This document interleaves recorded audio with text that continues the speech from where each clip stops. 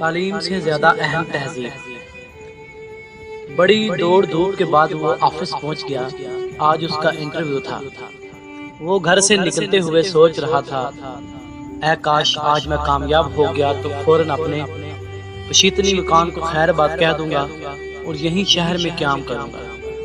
अम्मी और अब्बू की रोजाना की मगजमारी से जान छुड़ा लूंगा।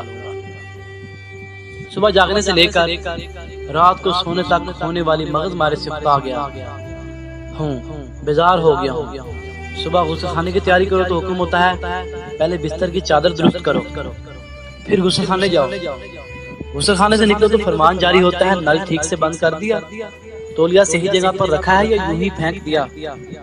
नाश्ता करके घर से निकलने का सोचो तो डांट पड़ी, पंखा बंद किया या चल रहा है। क्या क्या सुने यार, नौकरी मिलेगी तो घर छोड़ दूंगा।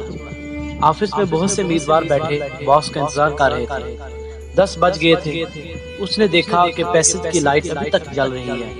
अम्मी याद आ गई तो बत्ती बुझा दी। ऑफिस के दरवाजे पर कोई नहीं था।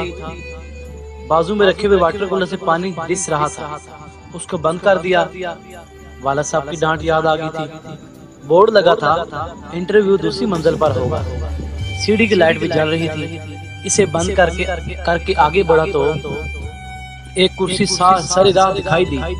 इसे हटाकर ऊपर गया, देखा पहले से मौजूद उम्मीदवार अंदर जाते और फौरन वापस आ जाते थे। मालूम करने पर पता चला कि वो एप्लीकेशन लेकर कुछ पूछते नहीं, वापस भेज देते हैं इंटरव्यू वाले।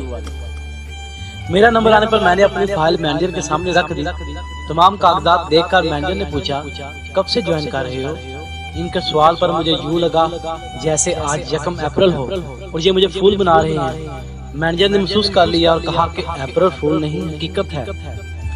आज के इंटरव्यू में किसी से कुछ पूछा ही नहीं, सिर्फ सीसीटीवी में तुम्हारा बर्ताव देखा है। सभी उम्मीदवार आए मगर किसी ने नल या लाइट बंद नहीं की।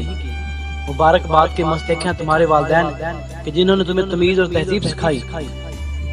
जिस शख्स के पास सेल्फ डिसिप्लिन नहीं, चाहे वो जितना होशियार और चालाक हो, मैनेजमेंट और जिंदगी की दौड़ में पूरी तरह कामयाब नहीं हो सकता। ये सब हो जाने के बाद मैंने पूरी तरह ये तय कर लिया कि घर पहुंचते ही अम्मी और अब्बू से माफी मांगकर उन्हें बताऊंगा कि आज अपनी जिंदगी की पहली आजमाइश में उनकी छोटी छोटी बातों पर रोकने और टोकने की बातों ने मुझे जो सबक पढ़ाया है, इन बातों के मुकाबले मेरी डिग्री की कोई कीमत नहीं है। तो दोस्तों, जिंदगी के सफर में तालीम ही नहीं, तहजीब का भी अपना मुकाम है।